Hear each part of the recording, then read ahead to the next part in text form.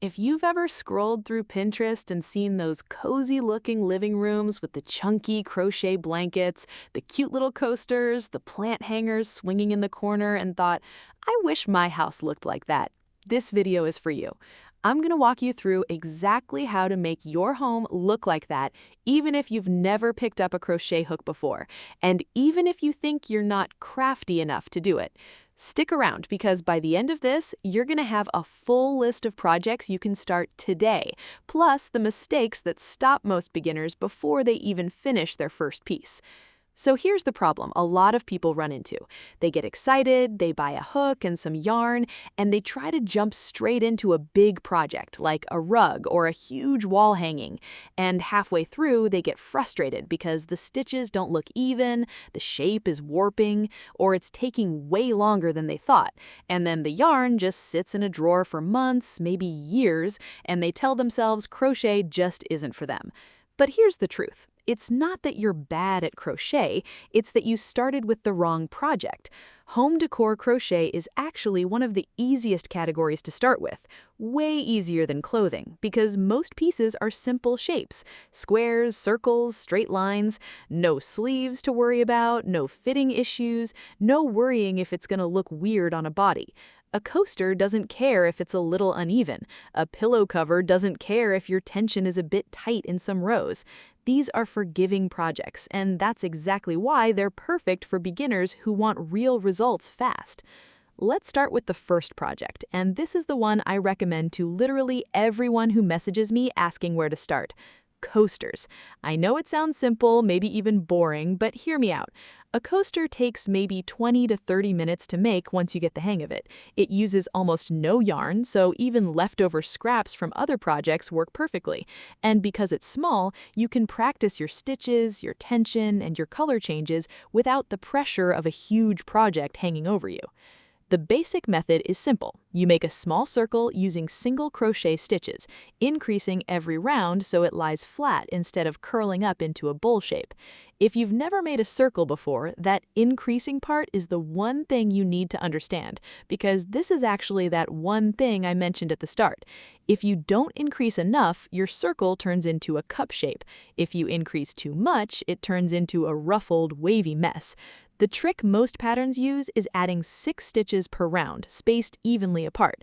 Once you get that down, you can make a coaster in any size. And honestly, once you make one, you're gonna want to make 8 because a matching set looks so much better on a coffee table than random mismatched ones. Once you've got coasters down, the next step up is something people are obsessed with right now, and that's crochet plant hangers. These are so popular because they instantly make any room feel more put together, and they're one of those projects where the crochet part is actually the easy bit. Most plant hangers are just a series of long chains, sometimes braided or knotted together, holding a pot at the bottom. You don't need fancy stitches. You don't need to shape anything complicated. It's mostly just chaining a long length of cord or thick yarn, folding it, and knotting it in a pattern. The thing that makes plant hangers look expensive instead of homemade is the yarn choice. If you use a thin, soft yarn, it can look a little flimsy hanging there. But if you use a thicker cotton cord, the kind you'd find labeled as macrame cord, or a chunky cotton yarn, it holds its shape and looks like something you'd find in a boutique store for $40. And the best part is, once you learn the basic hanging pattern, you can make 5 of them in different lengths for the price of one store-bought hanger. Now, here's where things start to get exciting, because once you've built confidence with small projects like coasters and plant hangers, you're ready for the piece that really transforms a room, and that's a crochet pillow cover. This is the project that gets people hooked on home decor crochet for life, because a pillow cover on your couch is something you see every single day, and there's something so satisfying about looking at your sofa and knowing you made that yourself. A pillow cover is basically 2 squares crocheted and then joined on 3 sides with a zipper or a simple slip stitch closure on the 4th side, or you can even leave an overlap opening in the back so you don't need a zipper at all, which is what I recommend for your first one. The square itself can be as simple as single crochet rows back and forth, or if you want something with more texture, you can use a pattern like the moss stitch or the basket weave stitch, which both look complicated but are actually just repeating two simple stitches over and over. Here's a tip that's going to save you a lot of frustration.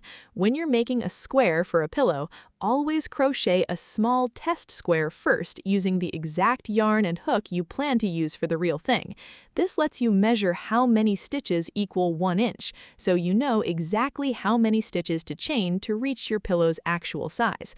Skipping this step is the #1 reason people end up with a pillow cover that's way too small or way too big for their pillow insert, and it's honestly one of the most common regrets I hear about from people trying this for the first time. Now let's talk about the moment where all of this really comes together, because there's one project that ties the whole room together, and that's a crochet wall hanging. This is usually the piece people are most scared to try because it looks the most impressive, but I promise you it's actually simpler than the pillow cover we just talked about. A basic wall hanging is just a row of different textured strips or shapes attached to a wooden dowel or a branch. You don't need to make one giant complicated piece. Instead, you make several small strips using different stitch patterns, different colors, maybe some with fringe at the bottom, and then you tie or sew them onto the dowel side by side. The visual impact comes from the variety, not from any one strip being hard to make. This is actually the perfect project to use up leftover yarn from your coasters and pillow covers, so nothing goes to waste. The key moment that changes everything for most people is when they finish their first full wall hanging and hang it up, because up until that point, crochet home decor can feel like a bunch of separate little projects. But when you step back and see a coaster set on the table, a plant hanger in the corner, a pillow on the couch, and a wall hanging above it, that's when it clicks. You didn't just make a bunch of random crafts, you built an entire look for your home, piece by piece, and every single item in that room has a story behind it because you made it with your own hands. And here's something worth mentioning because it surprises a lot of people. The cost difference is huge. A basic plant hanger in a home store can run you $20 to $30. A textured pillow cover, similar to the kind you'd crochet yourself, often sells for $35 or more. A macrame or crochet wall hanging, even a small one, can be $60 and up. Meanwhile, a few skeins of cotton yarn cost you maybe $15 to $20 total, and that can make several of these projects combined. So not only are you creating something with more meaning behind it, you're also saving a real amount of money, especially if you decorate more than one room. Let's bring this all together now. If you're just starting out, don't jump into the big, impressive-looking projects first. Start with coasters to build your basic stitch skills and get comfortable with tension. Move on to plant hangers to practice